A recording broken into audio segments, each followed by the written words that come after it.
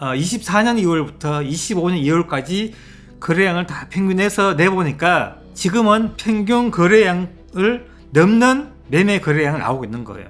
그러니까 여기는 벌써 상승을 하고 있는 거예요. 왜 상승했냐? 여기에 공급량을 보세요. 이렇게 공급량이 없다고, 이 부분이. 이 작은 도시라도 분양을 선택하지 못하신 분들이 재고주택에서 선택을 해야 되기 때문에 먼저 전세를 선택하고 전세가 부족하니까 다음에 매매를 선택하는 거거든요.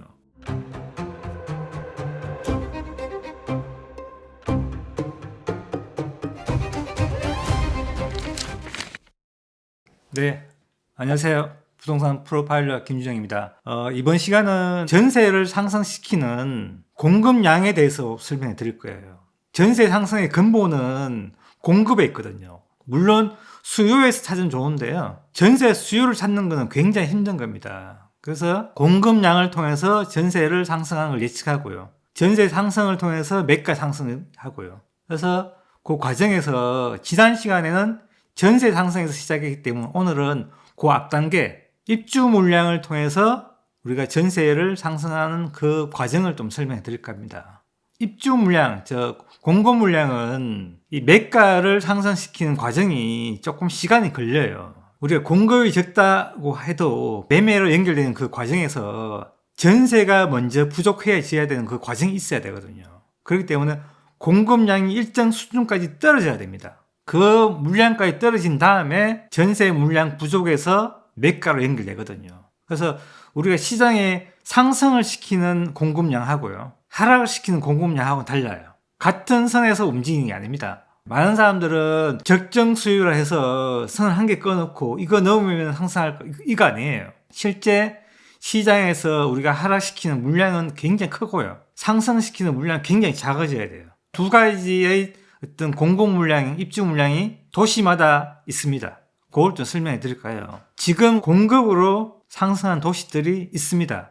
그걸 참조해서 우리가 한번 볼 필요가 있거든요. 작은 도시지만은 우리가 좀 참조해 볼 만해요. 자, 지금 요 표를 보시면은 이 도시가 어디냐면 진주예요. 진주가 인구가 한 32만, 부산에 하면 10분의 1밖에 안 되는 도시예요. 부산의 10분의 1이지만은 움직이는 모습은 부산하고 거의 비슷하고요.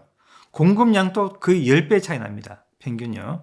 그리고 매매 거래량도 거의 10배 차이 나요. 똑같이 10배 어떤 통계로 해서 움직이고 있는 게 보이는 도시가 진주예요. 그 진주를 통해서 우리가 간접적으로 다른 도시도 예측할 수 있습니다. 그래서 공급이 가장 먼저 줄어 있는 진주를 한번 예를 들어 가져와 봤어요. 이 노란색 막대 그래프가 입주 물량인데요. 그냥 입주 물량 아니고요. 누적 입주 물량이에요. 3년 누적 입주 물량인데 25년 지금이 4월이니까 28년 4월까지 하면 3년치잖아요. 그 물량을 더해서 만든 거예요. 그게 3년 누적 공급량입니다. 수요가 어떻게 움직이냐면은 분양에서 입주까지 3년이 걸리잖아요. 그러면은 그 시기 분양을 받아 놓은 분들이 3년 동안 어딘가에 거주를 해야 되죠. 그 3년 동안 거주한 동안은 기존에 있는 재고주택 시장으로 들어가게 돼 있어요. 매매든 전세든. 그래서 그 재고주택 안에서 거래가 이루어지고요. 그랬던 수요가 3년 뒤에 밖으로 나오거든요. 그래서 만들어진 공식이 3년 누적 공급량의 공식입니다. 그래서 25년 기점으로 해서 원래 입주하는 물량이 있잖아요. 26년, 27년이 예정되어 있는 물량이잖아요. 여기에 3년치 예정된 물량이 있고요. 그리고 분양받아 놓으신 분들이 재고주택에서 2년치 거래하고요. 요 입주 물량 통해서 1년을 거래합니다. 그러면 이쪽에서 3년의 거래가 나오고요. 반대편에서 3년의 입주 물량이 되는 거예요. 그래서 이게 균형이 되어 있거든요. 시장에는 늘 균형이 깨져 있습니다. 예를 들어서 이렇게 된 거죠. 이제 예정되어 있는 물량이 이만큼 적잖아요. 이렇게 적으면 이 물량만큼은 여기가 늘어나게 돼 있어요. 균형이 되기 때문에. 그래서 공급 물량이 적으면은 거래가 늘어나면서 매가 상승한다, 이렇게 되거든요. 이 공식을 가지고 그대로 그린 게 뭐냐면은 앞에 보여드렸던 요 그래프입니다. 요게 이제 평균 거래량이고, 붉은색을 보이는 그래프가 1년 누적했는 그래프예요. 1년 동안. 그러니까 25년 1월 기준이면은 24년 1월부터 25년 1월까지 거래를 평균 낸 거래예요. 그걸 추세적으로 그린 거예요. 그게 요게 1년이고요. 요거는 2년, 여기 3년이에요. 그러니까 이 추세적으로 보게 되면은 시장에서 움직이는 모습이 좀 잘 보이거든요. 그래서 이걸 바꿔서 그런 겁니다. 3년 누적 거래량이 적어지는 시점에 거래가 증가하면서 매가 상승하는 거예요. 막대 그래프가 좀 많이 올라가는 부분이 이제 세 군데 있죠. 이 부분에서 물량이 줄어들고 그러니까 여기부터 상승한 시점이거든요. 여기서부터 거래가 늘어났죠. 그래서 일정 공급량이 줄고 매매 거래가 조금 상승하면서 어떤 시점이 되면서 매가가 올라가거든요. 그래서 매매 거래량이 느는 과정에서도 상승하지 않는 경우가 되게 많습니다. 평균을 넘지 않고도 상승하는 경우도 많고요. 그래서 여기서 상승했어요. 쭉 갔습니다. 그래서 공급량이 많으면은 여기서부터 거래가 줄죠. 줄면서 어느 시점에 오게 되면 거래가 하락하게 됩니다. 그래서 상승하는 시점하고 하락하는 공급량은 전혀 달라요. 그래서 여기에 두 번째 상승도 요 비슷한 시점에 상승했고요. 세 번째 시점도 비슷해요. 근데 지금 네 번째 시점인데 지금 여기서부터 상승하는데 이게 언제냐면은 2023년 7월 달이에요. 그 작년 7월부터 상승이 조금 가팔라지고 있는데 상승하지만은 1년치에 모아보니까 평균 거래량을 넘지 못하고 있었어요. 근데 지금 현재 여기거든요. 2월까지 거래가 나왔어요. 24년 2월부터 25년 2월까지 거래량을 다 평균해서 내보니까 지금은 평균 거래량을 넘는 매매 거래량이 나오고 있는 거예요. 그러니까 여기는 벌써 상승을 하고 있는 거예요. 왜 상승했냐? 여기에 공급량을 보세요.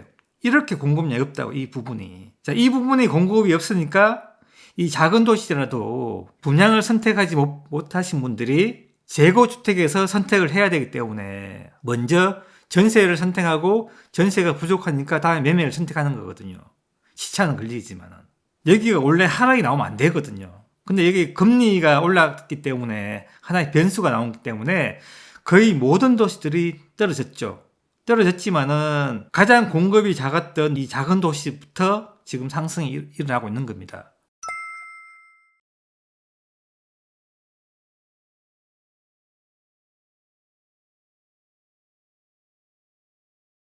(2019년도에) 이 이제 3년 누적 공급량이라는 공식을 만들고 2021년에 대구가 3년 누적 공급량 넘기 시작했어요. 2월부터 넘기 시작했습니다.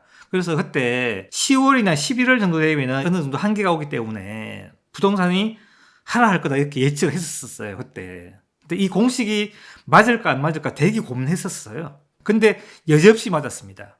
2021년 11월, 12월 돼서 시장이 꺾였어요. 근데 이 공식이 이제 최근에 맞지 않게 된 거는 2019년부터 해서 2022년까지 금리의 어떤 영향이 더 시장에 영향을 많이 줬던 거거든요. 근데 지금은 이제 금리의 변동성이 낮아지고요. 대신에 전세의 변동이 더 심하게 오는 시기이기 때문에 공급의 영향이 더 큰 시기로 지금 들어가고 있거든요. 그래서 가장 공급이 적은 도시들부터 지금 거래가 증가하면서 매가가 상승하고 있는 겁니다. 진주라는 작은 도시지만은 시장에서 명확하게 보이고 있는 겁니다. 그래서 3년 누적 공급량이라는 거는 지금도 여전히 유효하게 시장에 먹히고 있다는 거예요. 그래서 이 공식이 저는 깨졌는 줄 알았지만 실제 그렇지 않고요. 이 공식은 여전히 유효하다. 2025년 2월부터 요 1년치 상승 여기를 따로 이제 빼서 거래량을 보게 되면요. 요런 그래프 나와요. 그러니까 24년 2월 거래량이 평균 진주는 105.5%가 나왔습니다. 근데 1년치를 모아서 평균 내는 것이 요거거든요. 그 1년 내내 평균이 100% 넘었다는 겁니다. 그래서 완전하게 상승이 들어갔다는 이야기고요. 그래서 이 그래프가 지금 보여주는 거는 짧은 그래프지만은 전체적인 큰 흐름은 상승으로 가고 있다는 걸 명확하게 보여주고 있는 거예요. 반대로 공급량이 가장 많은 우리가 부산하고 대구를 보게 되면요. 좀 달라요. 상승하는 시점에서는 공급량이 굉장히 많은 시점이 세 번의 시점이거든요. 이 시점에 도달해서 일정 시간 동안 거래가 안 떨어지다가 어떤 시점 오게 되면 쭉 떨어지거든요. 여기도 마찬가지입니다. 공급량이 도착하니까 쭉 떨어져 버려요. 그래서 이걸 우리가 유추해 보면 이 정도의 어떤 누적 공급량에서 대구는 하락한다는 걸 우리가 볼 수 있어요. 5만에서 5만 6만 사이 조금 넘어야 되는 겁니다. 5만은 무조건 넘어야 돼요. 그러면 그 수준에서 짧게는 한 6개월, 길게는 7, 8개월 정도 지나면은 시장에 힘을 못 쓰고 그냥 하락해 버려요. 그래서 공급이 왔다고 바로 하락하는 건 아니지만은 계속해서 수요를 흡수하면서 시장 수요가 더 이상 견디지 못해서 하락해 버리거든요. 근데 여기서 우리가 상승하는 과정에서도요, 좀 다른 게 뭐냐면은, 전세는 우리가 좀 덜하지만은, 매매는 금리나 어떤 정책에 의해서 대출 환경이 좀 다르잖아요. 그래서 과거의 대출 환경과 지금의 대출 환경이 다르기 때문에 매가에 상승하는 시기는 조금 다를 수 있어요. 다를 수 있지만은 간접적으로 공급에 어떤 영향을 받는 전세를 보고 어느 시점에서는 매가가 상승할 수 있겠구나 이렇게 예측할 수 있다는 거죠. 특히 금리가 낮거나 대출 환경이 좋거나 하면 정책이 상승할 수 있는 그런 정책이 나왔다. 그러면은 매가가 빨리 반응할 수 있습니다. 대신에 지금처럼 금리가 높은 상태에서 대출 여건이 좋지 않으면은 상승이 천천히 나오죠. 자, 지금 여기 대구 한번 보세요. 거래량이 엄청 많이 떨어졌다가 반등했지만은 평균에 한참 못 미치 있거든요. 근데 지금 공급량은 과거에 우리가 2008년 수준까지 떨어져 있어요. 여기도 마찬가지죠. 지나서 상승했잖아요. 매가가. 여기서 마찬가지입니다. 자, 올해부터 전세 매물이 지금 줄고 있거든요.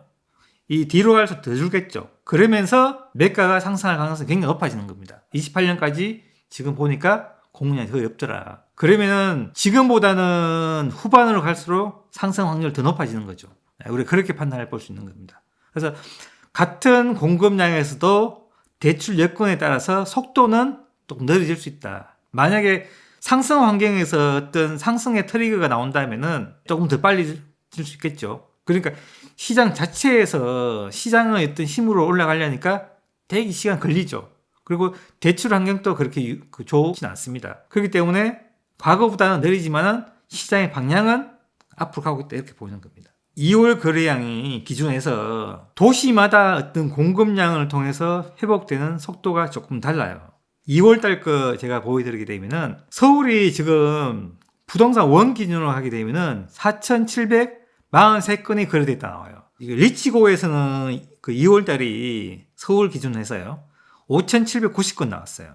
그리고 부동산 지인은 5,881건이고 서울 부동산 정보광장에서는 6,169건 나왔습니다. 그래서 너무 차이 나서 제가 그 부동산 원에 전화해서 거래 담당자한테 왜 이렇게 차이 나냐, 민관에서 조사한 거하고 하니까 거래되는 시점 말고 신고한 시점에 차이 크다 그렇게 얘기하더라고요. 그래서 거래량 자체는 틀리지 않았다 이렇게 얘기하더라고요. 그래서 이걸 기준으로 해서 2월 달을 평균 내서 대비해서 얼마나 지금 회복되어 있는가를 보게 되면요. 서울이 지금 89.3인데요. 밑에를 기준으로 하게 되면은 지금 1등이 와야 되거든요. 그 다음 달에 이게 많이 나오겠죠. 3월 달에. 밀렸으니까. 최고 많이 올라간 데가 세종이에요. 109.5. 근데 세종이 거래에 대한 통계가 2012년부터 나오기 때문에 통계 기간이 좀 짧아요. 그래서 그걸 좀 감안하시고 보셔야 됩니다. 자, 그 다음에 높은 데가 지금 울산입니다. 제가 울산이 가장 좋다고 했죠. 거래량 회복도 굉장히 빠릅니다. 2월은 100%가 넘었어요. 그 다음 충북. 두 개 도시가 다 전세 수급이 높은 도시입니다. 그 다음에 강원도, 충남, 경기도, 경북. 도 단위의 도시가 더 많죠. 광양시는 더 늦어요. 그래서 대구가 뒤에서 네 번째고요. 거래량의 회복을 보게 되면은 부산보다 대구가 더 빨라요. 전세 수급은 대구가 제일 밑에 있지만은 거래량을 보게 되면 회복 속도는 대구가 지금 빠르게 회복되고 있다. 아마 제 생각에는 많이 떨어진 가격에 있는 매물들이 많아서 빨리 거래가 되는 것 같아요. 어쨌든 간에 거래가 많이 일어난다는 건 굉장히 좋은 신호이긴 해요. 왜냐하면은 지금 도 단위에 있던 도시들이 거래가 이렇게 늘면서 마이너스 매물들이 많이 거래가 되고 있거든요. 그 어느 순간에 플러스가 나올 수 있어요. 그렇기 때문에 거래가 많다는 건 좋은 신호다. 근데 지금 전국에 어떤 전망할 때 도 단위는 뭐 안 좋다, 뭐 지방광시 안 좋다 이러지만은 실제로 우리가 조사해 보게 되면요. 거래량 회복은 굉장히 빠르게 회복돼 있다. 대신에 이 회복되는 게 거래가 되는 것들이 마이너스 되는 물건이 많은 것 뿐입니다. 그 마이너스 되는 물건이 팔리기 때문에 통계는 마이너스가 찍히는 것 뿐이지 거래량 회복 자체는 굉장히 빠르다 이렇게 볼 수 있는 겁니다.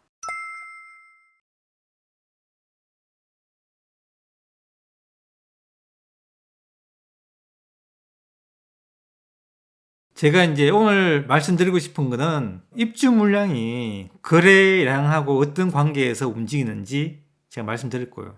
자, 입주 물량도 한 해 한 해보다는 3년 누적해서 만든 공급량이 시장에 영향을 더 많이 주고요. 이 3년 누적 공급량이 더 빠르게 시장에 영향 주는 거는 전세 수급이거든요. 전세 수급을 데이터에 넣어보면은 훨씬 더 빨리 움직여요. 전세 부족에서 매매로 연결되기 때문에 시차가 필요하거든요. 그래서 그걸 통계를 통해서 우리가 확인할 수 있을 거예요. 그래서 공급이 실제적으로는 매매 상승의 어떤 근본이 된다 이렇게 말씀드릴 수 있는 겁니다. 그래서 지금 우리가 2025년인데 올해부터 27년까지는 공급이 급속도로 줄어든 해이기도 해요. 그래서 공급을 통해서 시장이 어떻게 변하고 있는지 지금 거래를 통해서 제가 한번 더 증명해 드릴 거예요. 여러분도 아마 이걸 통해서 시장을 간접적으로 우리가 판단해 볼 수 있을 거라 생각합니다. 여기까지 하도록 하겠습니다. 감사합니다.